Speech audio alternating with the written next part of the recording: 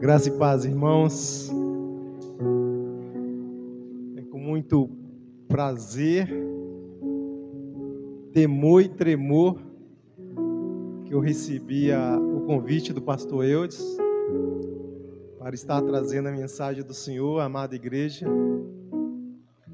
Não sou pastor, sou presbítero, mas eu recebo a bênção. Mas não importa o cargo, o importante é fazer a obra do Senhor. E nós vamos ver isso nessa noite, através da palavra de Deus. Obrigado. Através da história. Não vim trazer aqui um sermão teológico. Deixo isso para o pastor Eudes, muito mais capacitado do que eu para isso. Mas eu vim compartilhar com os irmãos aquilo que Deus ministrou no meu coração nesses últimos dias, desde quando Ele me fez o convite. Eu me consagrei ao Senhor. Confesso aos irmãos que eu estou meio enferrujado, mas nada melhor do que a unção do Espírito Santo para desenferrujar, para desenferrujar o servo do Senhor. Meu nome é Jonatas, sou lá de Timóteo, e alguns me conhecem como Jota. E nós servimos, eu, minha esposa, meus sogros, minha cunhada, nós servimos ao Senhor lá na igreja presbiteriana. E como pastor Eudes já antecipou, nós nos conhecemos na igreja do Evangelho Quadrangular, que eu também fui membro. E lá foi uma experiência muito boa, muito agradável, porque ali naquela igreja Deus pôde nos tratar, Deus pôde nos mostrar o poder que Ele tem ainda hoje. O poder dEle opera ainda hoje no nosso meio. Eu já vinha de uma igreja tradicional, e a igreja tradicional ela não tem muita ênfase das questões dos dons espirituais. A igreja tradicional é voltada mais para a palavra de Deus, para a doutrina. E nós pecamos quando nós deixamos os dons espirituais de lado. Mas Deus nos trabalhou ali e tem trabalhado até hoje. E eu gostaria de convidar os irmãos, sem mais delongas, a abrir suas Bíblias no livro de Atos dos Apóstolos, capítulo 1, versículo 8 apenas.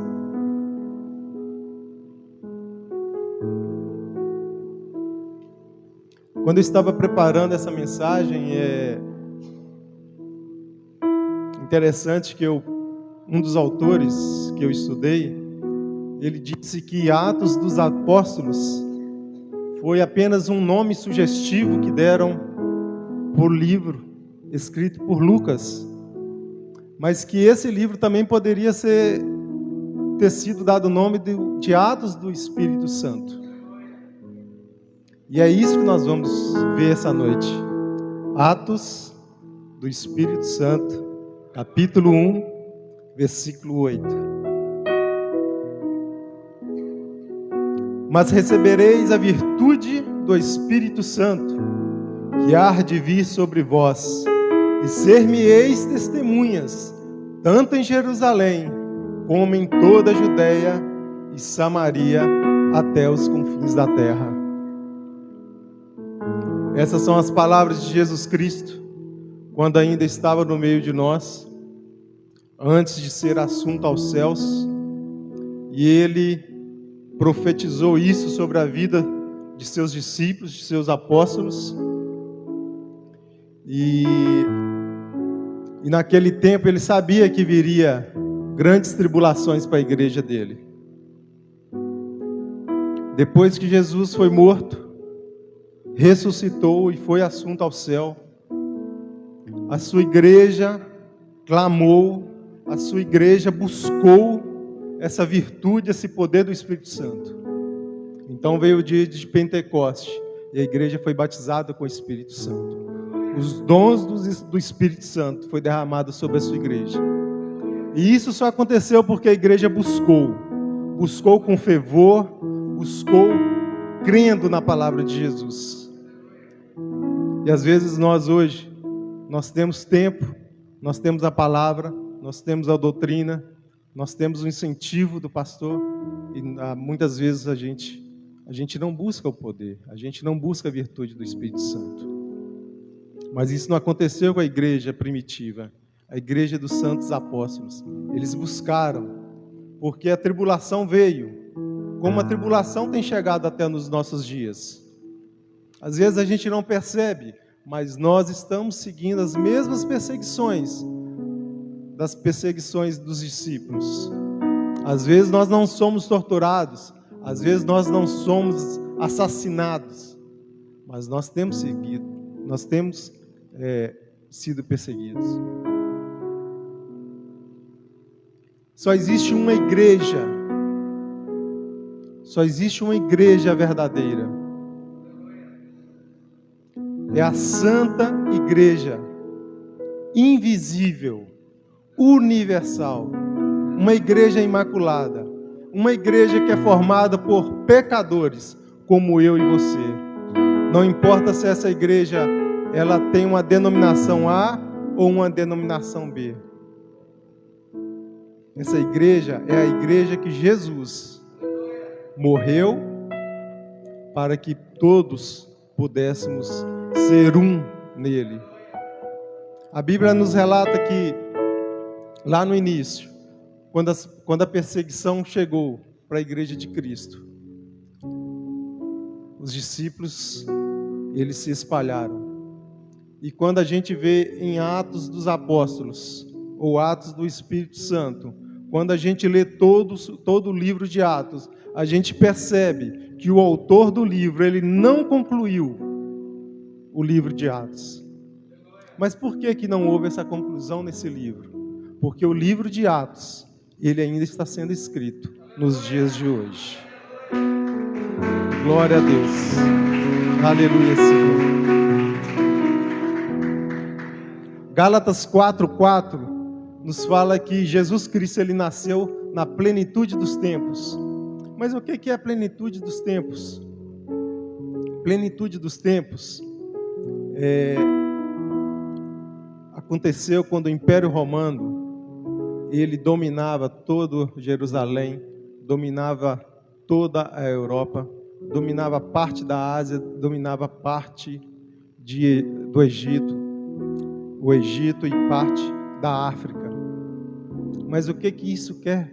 O que isso interessa? Porque Deus já sabia que a igreja dele deveria espalhar-se por todo o mundo da época. A plenitude do tempo, nós vemos que Deus ele trabalha também com a história. Às vezes o homem ele faz algo para prejudicar a igreja, mas na verdade ele está enlarguecendo as suas fronteiras. Nós vemos nos últimos dias a igreja de Cristo sendo proibida pelo Estado a se reunir, a pregar o evangelho como igreja, como nós costumamos nos reunir. E eu acho que o diabo ficou muito envergonhado, pastor Eudes, porque com isso a igreja ela cresceu. Ela cresceu porque ela descobriu a mídia. Ela descobriu os meios digitais para poder propagar a fé evangélica. Embora não seja algo aceitável que a igreja deixe de se reunir e passe a cultuar a Deus apenas de forma online, esse avanço tecnológico, ele tem alcançado até os confins da terra. E nós damos glórias a Deus por isso, porque toda vez o inferno se levanta contra a igreja, na verdade ele está colocando mais fogo no braseiro. Na verdade ele está sendo, na palavra de Martinho Lutero, o diabo não é nada mais do que um cão bravo na coleira de Deus. Ele pode fazer até onde Deus permite que a coleira chegue. e glórias sejam dadas a Deus. E a igreja cristã começou a se espalhar, começou a ser perseguida. Veio o imperador Nero, no ano de 64. O que Nero fez? Nero queria reconstruir o Império Romano, a capital romana, da sua própria forma. E ele achou aquelas casinhas de madeira muito feias. E ele resolveu colocar fogo em Roma. Foram 2 dias e 3 noites de fogo. E das 12 comunidades existentes na capital romana, 10 foram incendiadas, foram destruídas totalmente. E as 2 únicas que não foram incendiadas, olha só, a sua maioria eram de cristãos. Nero, que era um louco, que era um psicopata, inclusive assassinou a própria mãe e a própria irmã. Ele coloca a culpa em quem? Nos cristãos. Quem fez isso? Quem destruiu Roma? Os cristãos. Vejam, as comunidades deles não foram atingidas pelos fogos. O diabo é terrível. O diabo cria um álibi para poder massacrar a igreja. Mas como Martinho Lutero diz, o diabo é apenas um cão bravo na coleira de Deus. O diabo só vai até onde Deus permite. Às vezes nós passamos tribulações, mas essas tribulações é apenas momentâneas. É apenas de acordo com o que Deus permite que nós passamos. Nós não passamos tribulações acima daquilo que nós possamos suportar, nos diz a palavra de Deus. Então, o que Nero fez? Nero pega os cristãos, persegue, tortura e incendeia os cristãos, crucificam-os, colocam eles em postes de madeira espalhados por toda a Roma, e a cidade agora ela é clareada pelo fogo dos cristãos que estão sendo martirizados pelo imperador Nero. Hoje às vezes acontece alguma coisa e a gente fica assim: hoje eu não vou na igreja porque choveu. Hoje eu não vou na igreja porque o sol está quente. Hoje eu não vou na igreja porque vai ter uma partida de futebol e o meu time vai jogar. E quando a gente olha para trás e observamos o que os cristãos da igreja primitiva passou para que nós estivéssemos aqui hoje, nesse conforto, a gente tinha que ficar envergonhado. Porque eles foram massacrados, eles foram torturados, eles foram assassinados e não deixaram de pregar o evangelho. Eles não deixaram a fé deles. E às vezes a gente passando por algum momento de tristeza e a gente não recebe a visita do pastor e a gente fica com mimimi. Eu vou sair da igreja porque o pastor não me visitou. Eu vou sair daquela congregação porque ninguém lá se importa comigo. Coitado de mim. Às vezes nós somos tomados pela síndrome de vira-lata. A gente acha que nós somos as pessoas mais coitadas do mundo, que nós precisamos de toda a atenção do mundo. E se a gente não tiver essa atenção, nós não vamos fazer a obra de Deus, nós não vamos dar um bom testemunho, nós não vamos fazer aquilo ou fazer aquilo outro. Irmãos, se a gente olhar para a história, nós vamos ver que pessoas, eles deram não só o suor, eles deram a vida deles para pregar o evangelho, para testemunhar o evangelho. Mas a perseguição aos cristãos não parou com Nero. Inauguraram lá em Roma o anfiteatro, o Coliseu Romano. Quem aqui já foi na Itália deve ter conhecido o Coliseu Romano. Na inauguração daquele Coliseu Romano, pastor, foram 100 dias de festas. 10.000 cristãos aproximadamente foram mortos na inauguração do anfiteatro. Mas por que os cristãos eram perseguidos? Pelo mesmo motivo em que nós hoje somos perseguidos. os cristãos, eles eram contra a imoralidade que imperava no Império Romano. O Império Romano, como todos sabem, eles aceitavam todo tipo de religião. Eles aceitavam todo tipo de prática sexual. Não havia casamento de homem e mulher como sendo uma regra única a ser seguida. Era normal casamento polígamo, era normal homem com homem, mulher com mulher, desde aquela época. E à medida que as pessoas iam se convertendo a Cristo, elas deixavam essas práticas, elas começavam a pregar contra essas práticas. E isso era muito ruim para os imperadores. Isso era muito ruim para aquela sociedade. Deve ser chato, né? A gente lá no nosso pecado e alguém ficar buzinando na nossa cabeça, falando que aquilo ali é errado, que a gente vai para o inferno por conta daquilo. Deve ser muito chato.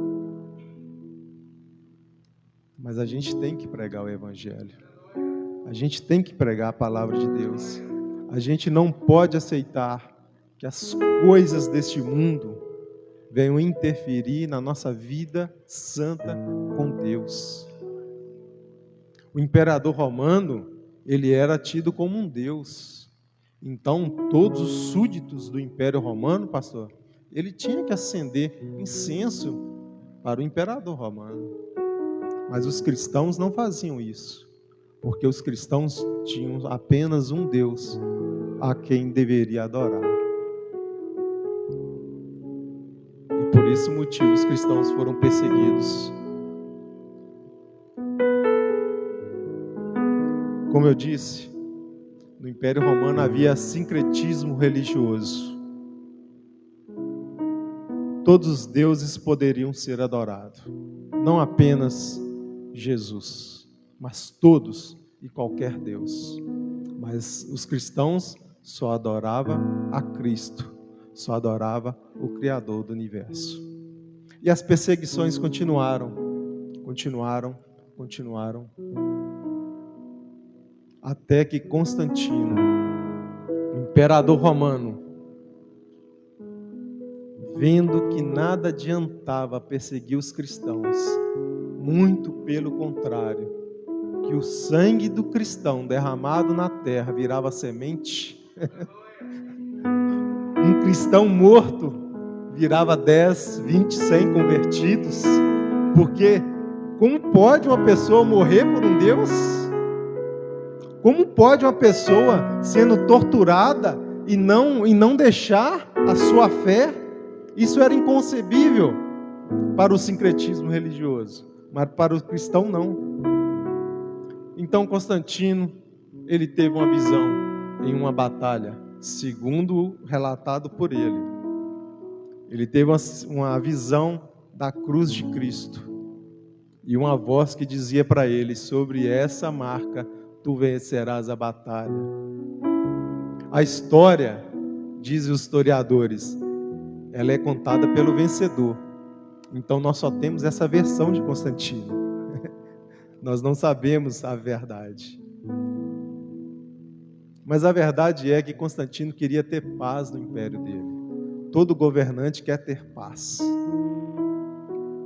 E ele então faz um decreto. A religião cristã agora também, ela é aceita no Império Romano. A religião dos cristãos, assim como as outras religiões pagãs, também poderá ser cultuada no Império Romano. Mas isso foi muito bom, foi excelente para os cristãos, porque agora eu não vou ser mais perseguido, eu não vou ser mais torturado, eu não vou ser mais assassinado. A minha propriedade que eu perdi, agora vai ser restituída. Isso foi muito bom. Isso foi excelente. Mas também foi muito ruim. Mas por que foi ruim? Porque agora ser cristão é uma questão de status. Veja, agora eu vou participar da igreja que o imperador participa. Que chique. Vou ficar bonito na foto? Agora, irmãos, ser cristão, para ser cristão, não precisa mais ser convencido pelo Espírito Santo. Isso foi muito ruim para a igreja. A igreja entrou em declínio. Agora é o imperador que nomeia quem será o líder da igreja. Antes de Constantino fazer isso, havia os patriarcas, aqueles que vieram após os apóstolos. Um deles, Agostinho de Hipona, ou conhecido pela igreja romana, intitulado como Santo Agostinho. Foi um homem santo, fiel realmente. Mas nem por isso merece ser venerado ou cultuado. Porque todos nós aqui somos santos, santos pecadores. Santos porque nós somos separados por Deus. Santos porque nós reconhecemos que somos pecadores e que sem Cristo nós não somos nada. Nós somos santos porque nós fomos chamados para participar de uma igreja santa, a igreja universal, a igreja que se estende pelos 4 cantos do mundo, uma igreja invisível, uma igreja que o próprio Jesus Cristo disse que um dia voltará para buscar. Por isso que nós somos santos. E as perseguições, elas voltaram a acontecer,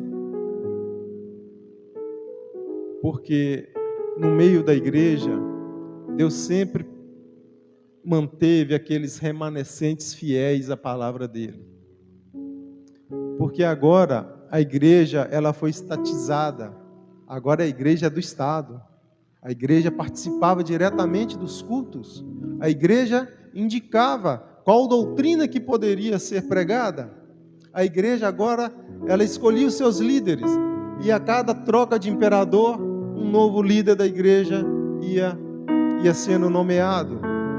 Até que no ano, mais ou menos, por volta aí dos anos 600, o imperador romano Focas nomeia Nicolau I como Papa, como pai da igreja.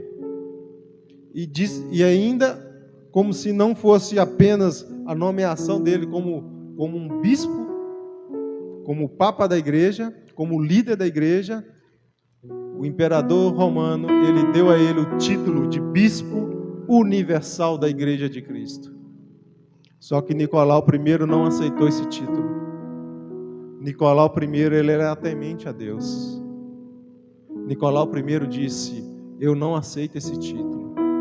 Esse título pertence apenas a Cristo Jesus. Somente Cristo Jesus, ele é o Pai universal da igreja. Nicolau I morreu, o mesmo imperador Focas nomeou um outro Papa. Nomeou, então, Bonifácio III. E Bonifácio III aceitou o título universal, de ser o título, o bispo universal da igreja.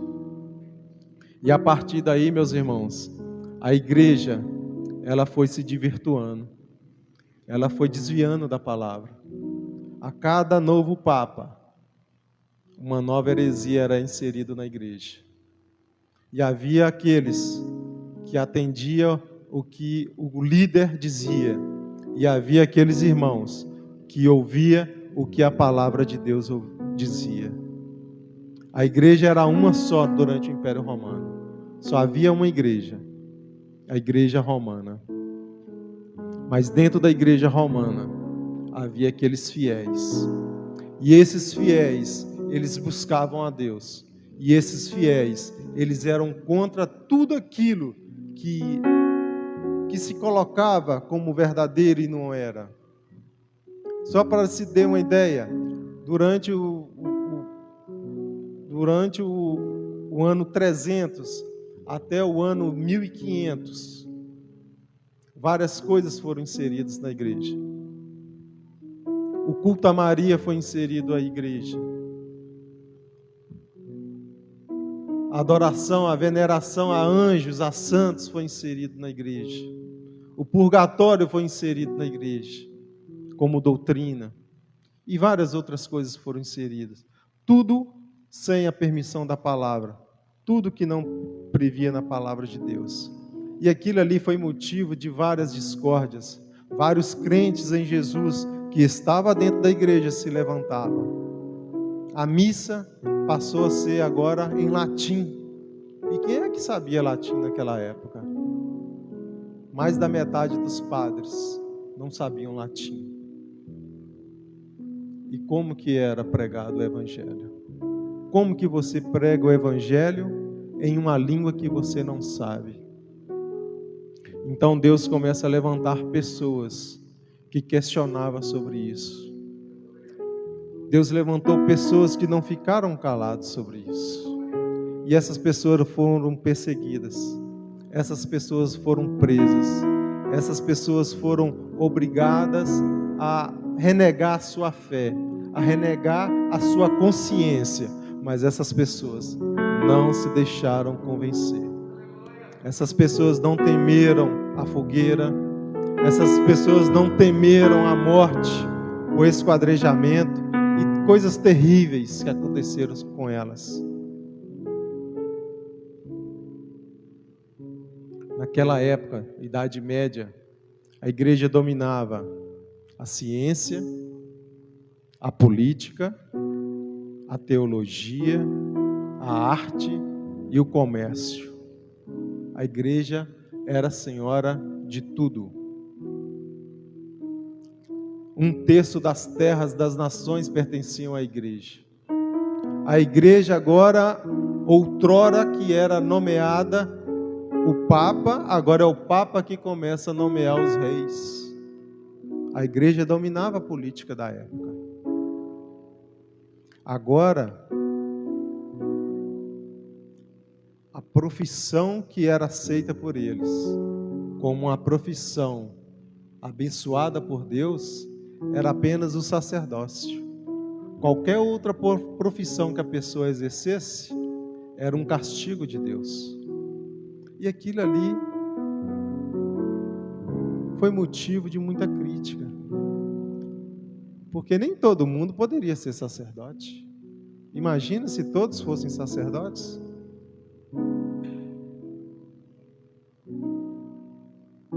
Muitas pessoas foram mortas na fogueira por se levantarem contra aquilo que a igreja ditava como verdadeira. A igreja dizia que a terra era o centro do universo. E um coitado disse: não, o centro do universo é o sol. E esse coitado teve que renegar que o sol não era o centro do universo, porque senão ele seria morto. Tudo bem. Eu volto atrás. O Sol não é o centro do universo, realmente. É o planeta Terra. Ah, ok. Então você não vai ser morto. E assim a igreja dominava a ciência. A igreja dominava o comércio, não permitindo que as pessoas trabalhassem, colocassem o preço nas suas mercadorias, colocasse preço no seu serviço, porque isso tudo deveria passar pelo crivo da igreja. E as pessoas estavam insatisfeitas com isso. Até que um movimento dos comerciantes da Itália começaram a criticar a igreja. E se levantaram pessoas chamadas de pré-reformadores, que começaram a criticar duramente o papel da igreja, a função da igreja, o que a igreja dizia, o que a igreja determinava, o que a igreja permitia que se fizesse ou não. Porque as pessoas eram impedidas de trabalhar, as pessoas eram impedidas de exercer as suas funções, as pessoas não podiam escolher, eu quero ser um comerciante, eu quero ser um carpinteiro, eu quero ser isso, eu quero ser aquilo. Não, isso aí tudo é maldição. E as pessoas acabavam sendo obrigados a trabalhar como servos dos grandes senhores feudais. Era o que podia ser feito. Mas a igreja era soberana. A igreja crescia em riqueza. A igreja tinha patrimônio, a igreja era rica. E o povo era miserável. Só que naquela época, muitos padres moravam em mosteiros. Porém, na Alemanha, os padres não tinham mosteiros. Os padres viviam no meio do povo. E Martinho Lutero, um padre romano, da Igreja Católica Romana, professor de teologia, vendo aquilo tudo que estava acontecendo, resolveu protestar. Ele escreveu 95 teses contra a Igreja Católica. Mas ele não queria romper com a Igreja Católica. Ele queria uma reforma da Igreja Católica. Ele amava tanto a Igreja, ele amava tanto o trabalho que se realizava em nome da Igreja, e ele via que a Igreja estava perdendo a sua visão de Cristo, a sua visão evangélica. Martinho Lutero, vendo que a Igreja estava num caminho oposto ao que a Bíblia pregava, ele então resolve fixar as 95 teses na porta da escola onde ele dava aula, que era o castelo de Wittenberg. E ele fixou essas teses no dia 31 de outubro de 1517, há quase 504 anos. Mas por que ele fixou essas teses lá na porta dessa escola, desse castelo? Porque do dia 31 era a véspera de feriado, do dia 1º de novembro, dia de Todos os Santos. Então, era comum as pessoas irem para a festividade. Você sabe o que os alunos deles fizeram? Pegaram aquelas teses, republicaram e difundiram para a cidade toda. Porque já estava todo mundo insatisfeito com aquilo que estava acontecendo. Não tinha mais ninguém satisfeito com aquilo. Porque a igreja estava de mal a pior. A igreja estava sofrendo. A igreja que eu digo, os membros. Então, Martinho Lutero foi convidado a se retratar. E ele não se retratou. Ele foi excomungado pela igreja. E o que significa excomungado? Significa que qualquer um que matasse Martinho Lutero não estaria cometendo nenhum pecado e nenhum crime. Martinho Lutero então se escondeu no castelo de um amigo dele, Frederico I, que era dono da escola. E ali ele traduziu a Bíblia para a linguagem local, para o alemão. Agora todos os alemães tinham acesso à palavra de Deus.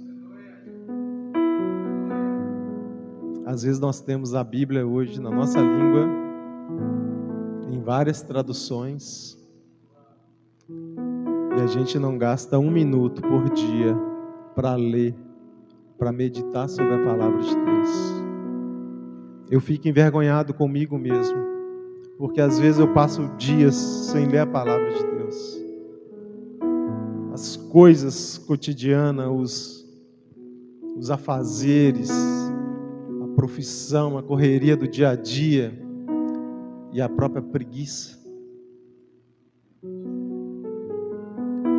faz com que a gente não lê, não busque a palavra de Deus. Irmãos, quando a tribulação chega, só vai ficar em pé quem tiver alimentado na palavra de Deus. Quem não se alimenta da palavra de Deus, quando a tribulação chegar, ele vai cair. Quem não se alimenta da palavra de Deus, irmãos, ele vai ficar fraco. Dizem que dentro de nós há 2 leões, o espírito Um chama espírito e o outro chama carne. E esses dois leões estão em lutas constantes. O espírito luta contra a carne e a carne luta contra o espírito. E quem é que vai vencer essa batalha? Quem vai vencer essa luta? Quem tiver mais forte. E qual o leão que vai estar mais forte? Aquele que você alimentar mais. Se você alimentar a sua carne vai vencer sobre o espírito. Se você alimentar o seu espírito vai vencer sobre a carne. Nós temos que alimentar o nosso espírito. Nós temos que alimentar com a leitura da palavra de Deus, com a meditação da palavra de Deus, com oração, com intercessão, com quebrantamento. Abacuque 3, versículo 2 diz: ouvi a tua palavra e temi. Aviva, ó Senhor, a tua obra no nosso meio. O avivamento, irmãos, ele vem quando a gente conhece a palavra de Deus. Quando a palavra de Deus entra na nossa vida. Quando a palavra entra no nosso coração e faz uma transformação na nossa vida. Avivamento não é oba-oba. Avivamento não é somente falar em outras línguas. Mesmo sendo reformado, eu creio nos dons do Espírito Santo. Eu creio nos dons de línguas, sim. Mas avivamento não é só isso. Avivamento é transformação. Avivamento é mudança de vida. A Bíblia fala que aquele que devia, pague o que deve, porque a ninguém deveis coisa alguma, ao não ser o amor. Se você furtava, agora que você é crente, você não deve furtar mais. Pelo contrário, trabalhe dignamente para manter o seu sustento.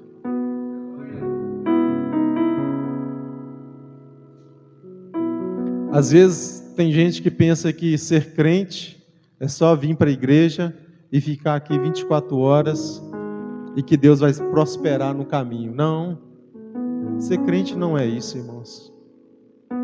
A igreja romana dizia que a única profissão que era aceita por Deus era ser sacerdote. Não, eu discordo disso. Todas as profissões, qualquer que seja ela, é um sacerdócio divino. Quando nós trabalhamos e buscando o nosso sustento para o nosso lar, nós estamos exercendo o nosso sacerdócio, que Deus nos deu, que Deus nos chamou. Deus não importa qual é o seu salário, Deus não importa qual é a sua profissão. Deus quer saber se você, lá no seu trabalho, se você está sendo um sacerdote dele. Deus quer saber se você está testemunhando da palavra de Deus lá na sua escola, lá com seu patrão, lá com seu empregado, lá com seu colega de trabalho. Deus não está preocupado com o seu salário, porque o sustento vem dele. Não importa se você ganha um salário, se você ganha 10 salários. O sustento é de Deus. Não é o seu suor que te sustenta. Quem te sustenta é Deus. E você só está nesse trabalho que você está hoje, porque Deus está permitindo que você esteja ali. Porque Deus quer que você floresça. Floresça aí onde você está. Floresça na sua casa. Floresça na sua família. Floresça no bairro onde você mora. Somos sacerdotes, igreja. Nós não precisamos ter um título para poder pregar o Evangelho. Nós não precisamos ter título de pastor, de padre, de presbítero, de qualquer coisa que seja, com relação aos cargos eclesiásticos. Nós temos que pregar a palavra de Deus como pedreiro, como advogado, como médico, como motorista, como servidor público, como professor, como porteiro, não importa. Não importa. Essa história que as profissões são castigo de Deus, isso é história do dominador para manter o povo dominado. Mas a reforma protestante chegou. Agora o povo, debaixo de suor, debaixo de lágrima, debaixo de perseguições, debaixo de sangue, de martírios, o povo agora tem a palavra de Deus na língua dele. Agora o povo de Deus pode ler. Agora o povo de Deus tem livre acesso à palavra do Senhor, sem precisar de um intermediário. Nós temos acesso a Deus, irmãos. Nós não precisamos de profecias. Profecias que eu digo daqueles que se intitulam profetas de Deus. A nossa profecia maior está aqui. É a palavra de Deus. E Deus quer que todos sejam salvos. A igreja romana cresceu com a Contra-Reforma, que foi uma resposta contra os reformadores. Cresceu, expandiu, vieram para a América, dominaram a América Latina, América Central. E os reformadores estavam discutindo se eles eram arminianos, ou se eles eram calvinistas. Os reformadores estavam discutindo coisas secundárias. Enquanto isso, a igreja romana veio para o Brasil. O Brasil é o maior país católico romano do mundo. Mas o Espírito Santo de Deus não está dormindo. A cada dia a igreja tem crescido. E hoje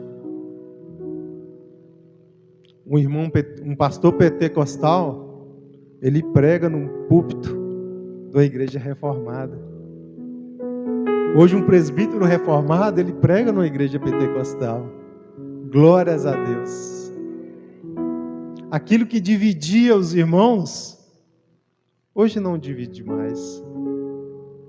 Nós não temos que ficar com intrigas entre igrejas denominacionais. Hoje nós não temos que ficar, você é dessa igreja? Não, essa igreja é tão chata.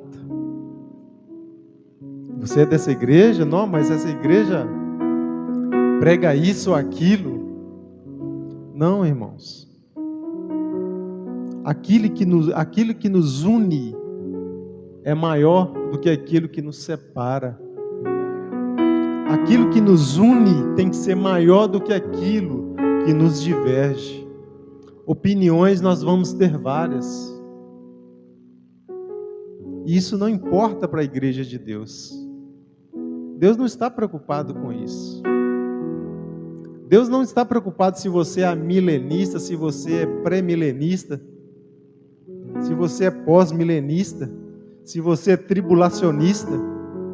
Deus não quer saber disso. Deus quer saber se você é salvo, remido e lavado no sangue de Cristo. Deus quer saber se você está dando um testemunho vivo e fiel da palavra dele. Deus quer saber que quando o inferno se levantar com as suas mentiras, se você vai ficar calado ou se você vai protestar.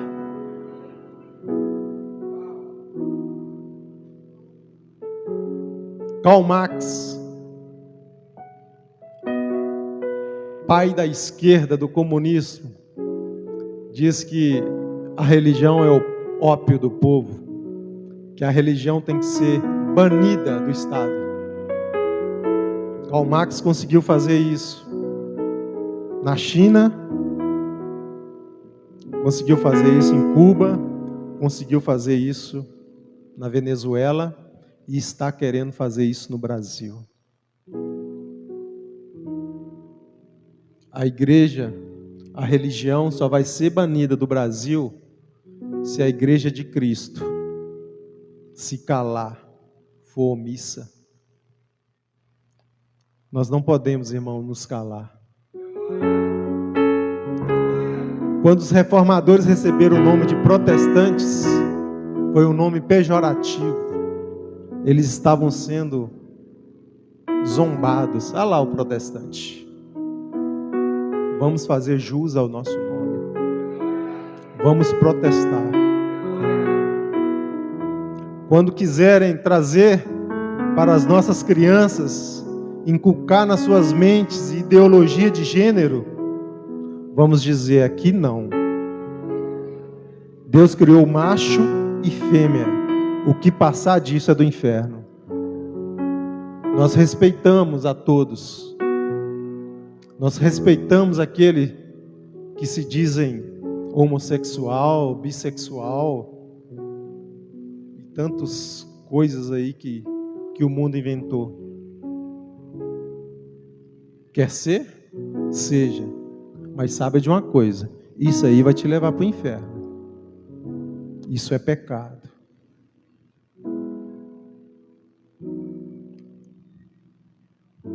Nós temos que amar todas as pessoas? Temos. Nós pregamos a violência contra eles? De forma alguma.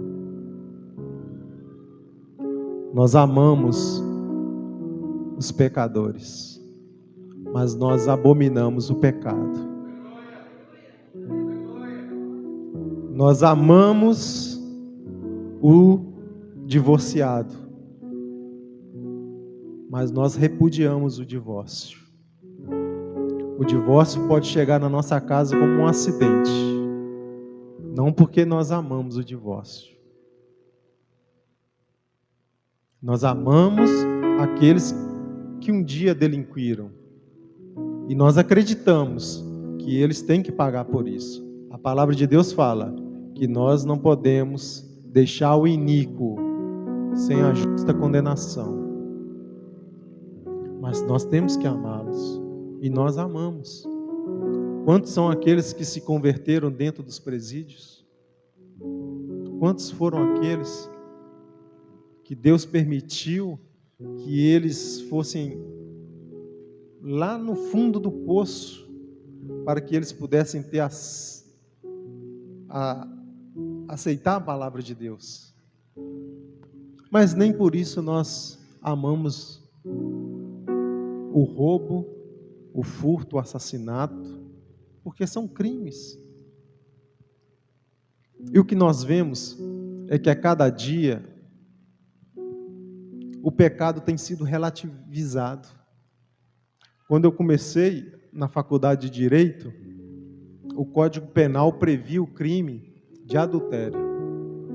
E logo no ano seguinte, já não tinha mais o crime de adultério. Adultério passou a ser algo imoral e não criminal. Ok.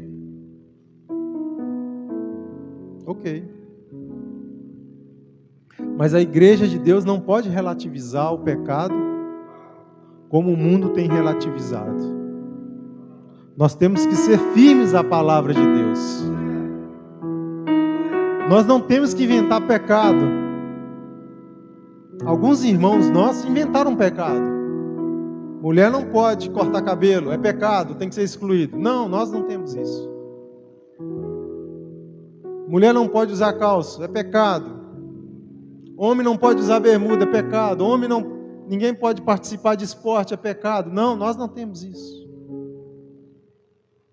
Pecado é pecado. E o que é pecado está na Bíblia.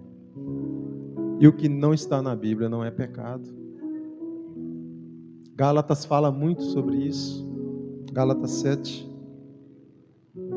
Quais são os pecados?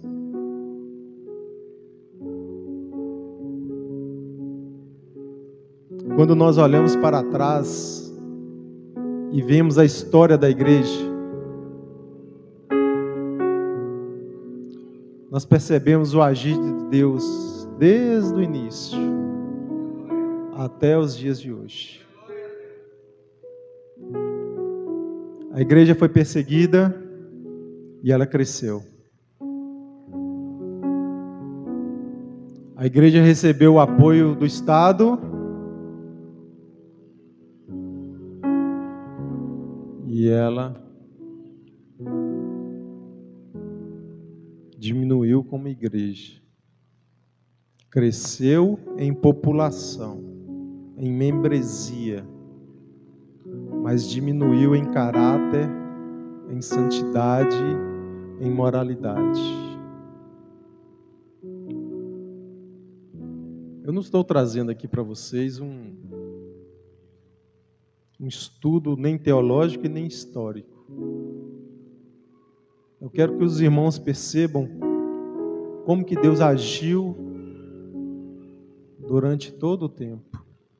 Veja que interessante que a reforma protestante aconteceu depois que o homem havia criado a imprensa de Gutenberg.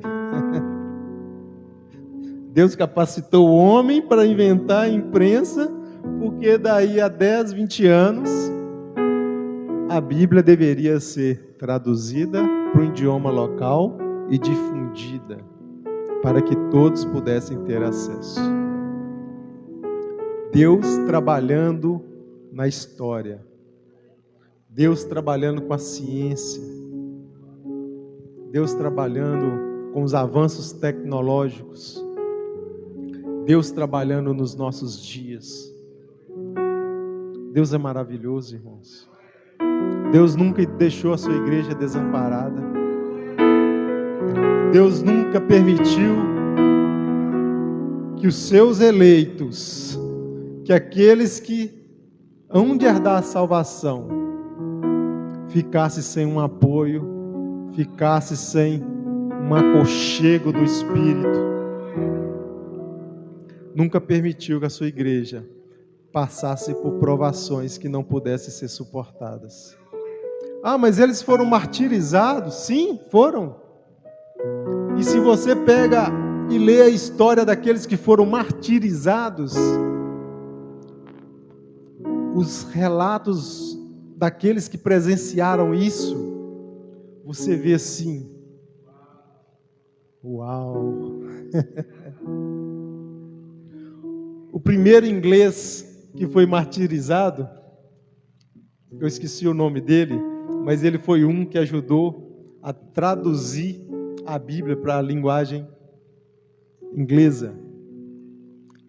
E as pessoas que viram ele caminhando para a fogueira, para ser queimado na fogueira, diziam que ele ia como se fosse um noivo, quando entra no altar a encontrar com a sua noiva. Era maravilhoso, era lindo. As pessoas, elas se alegravam por serem mártires, porque elas estavam pregando algo que era para o reino de Deus. Elas tinham a convicção, elas tinham a virtude do Espírito Santo. Profetizado aqui por Jesus Cristo em Atos, capítulo 1, versículo 8. Elas tinham o poder do Espírito Santo. Elas enfrentavam as fogueiras, elas enfrentavam o martírio com semblante alegre, com paz no coração.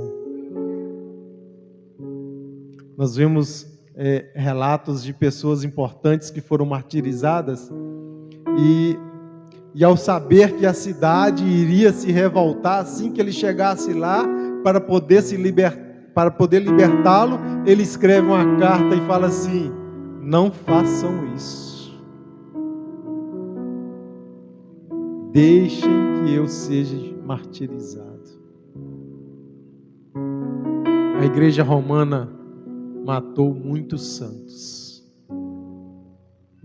matou muitas pessoas que buscavam colocá-la no eixo do Evangelho. Eram pessoas que não queriam a divisão, muito pelo contrário. Elas queriam que a igreja romana voltasse para o caminho da verdade, mas a igreja romana não permitiu ser reformada. E o que nós aprendemos com isso? Nós aprendemos que nós temos que rever os nossos valores. Nós temos que, de tempo em tempo, nós temos que sentar, conversar, rever e tomar novas decisões. Será que isso que eu estou fazendo está certo? Será que é isso que Deus quer que eu faça? Eu estou seguindo a palavra de Deus? O Brasil sofreu uma onda no passado de umas ministrações de dente de ouro. Você lembra disso, pastor Wilson? Um cai-cai, umas coisas assim, sobrenaturais. Fogo de palha que não se sustenta. Nós temos que voltar para a palavra de Deus, meus irmãos. Nós temos que comer a palavra. Nós temos que nos alimentar da palavra de Deus. Nós temos que viver em koinonia, viver em comunidade. Isso aqui, isso aqui não pode se acabar nunca. Há alguns que se chamam desigrejados. Eles vivem na contemporaneidade. São senhores de si mesmos. Não têm um líder. Fazem suas próprias meditações. Servem a Deus de acordo com o seu próprio convencimento. Há muitos que gostam de ouvir o evangelho coach. Você sabe o que é o evangelho coach? É o evangelho da autossatisfação. É o evangelho que enobrece o homem.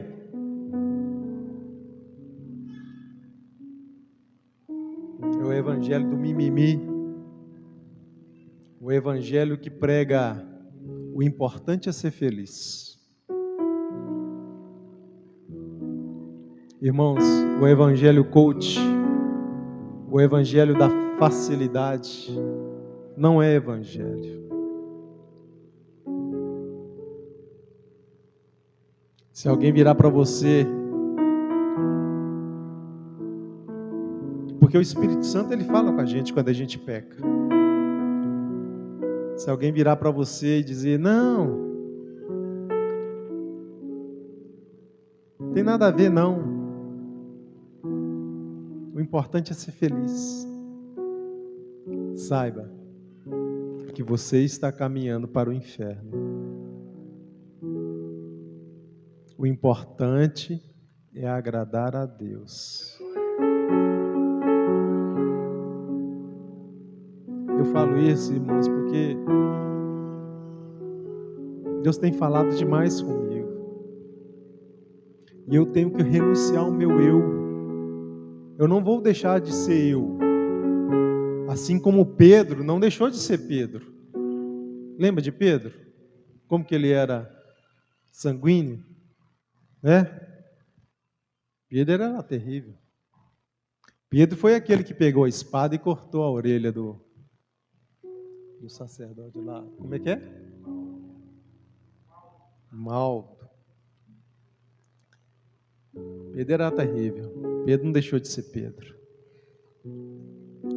Pedro foi aquele que disse para Jesus, tu és o Filho de Deus. Que bom, Pedro, foi o Espírito Santo que te revelou. Virou as costas, negou a Cristo 3 vezes no mesmo dia. Às vezes nós somos esse Pedro. Pedro sanguíneo, que quer fazer as coisas com as próprias mãos. Pedro que nega de Cristo. Mas se deixarmos ser usado pelo Espírito Santo, nós seremos o Pedro do Pentecoste. O Pedro que pregou e que milhares de pessoas se renderam a Cristo. Glória a Deus. Aleluias. Aleluias. Quero finalizar com vocês. Saindo lá da igreja medieval, passando pela igreja reformada, quero chegar até vocês por intermédio dos avivalistas. Pessoas que buscaram a Deus sem cansar. Pessoas que estudaram a palavra de Deus. Pessoas que passavam dias em oração.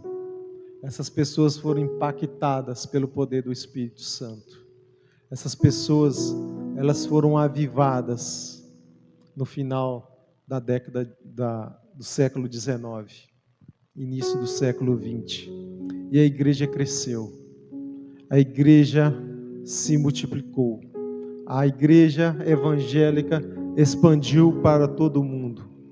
A igreja chegou nos Estados Unidos, difundiu por quase toda a Europa, chegou no Brasil, na América do Sul, na África, através da oração, através da leitura da Bíblia. Se nós queremos que o reino de Deus cresça, nós temos que buscar a Deus em oração. Nós temos que buscar a Deus na leitura da Bíblia. Para finalizar, são 5 os princípios da reforma protestante. Somente Cristo, somente a graça, somente a fé, somente a Escritura e somente a Deus a glória. Não é a Bíblia e os costumes, é a Bíblia. Não é a fé e as obras, é a fé. Não é a graça e Maria, somente a graça. Somente a Deus a glória. Nós não podemos dar glória aos homens. Às vezes eu fico triste, pastor Eudes, ao passar em frente a uma igreja, tem lá a foto do seu líder e o seu nome por baixo. Você procura o nome de Jesus, você não vê. Tem muita igreja dando glória ao homem, irmãos. Nós não podemos dar glória ao homem. O homem não é nada. Paulo diz que a sabedoria dele não passava de esterco. O homem não é nada. Nós não podemos cultuar o homem. Às vezes chega um pregador famoso e lota a igreja. Nós estamos cultuando o homem quando a gente faz isso. Nós temos que cultuar somente a Deus. Eu quero convidar a igreja para se colocar de pé.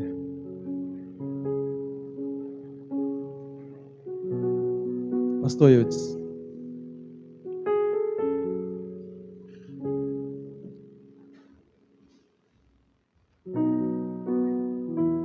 Irmãos, a igreja de Cristo, nesses últimos tempos, tem sido perseguida. E a perseguição vai aumentar, meus irmãos. Se nós somos contra a ideologia de gênero, nós temos que protestar, nós não podemos aceitar. Se nós somos contra a corrupção na política, no comércio, nós temos que protestar. Se nós somos contra tudo que vá contra a palavra de Deus, nós temos que protestar.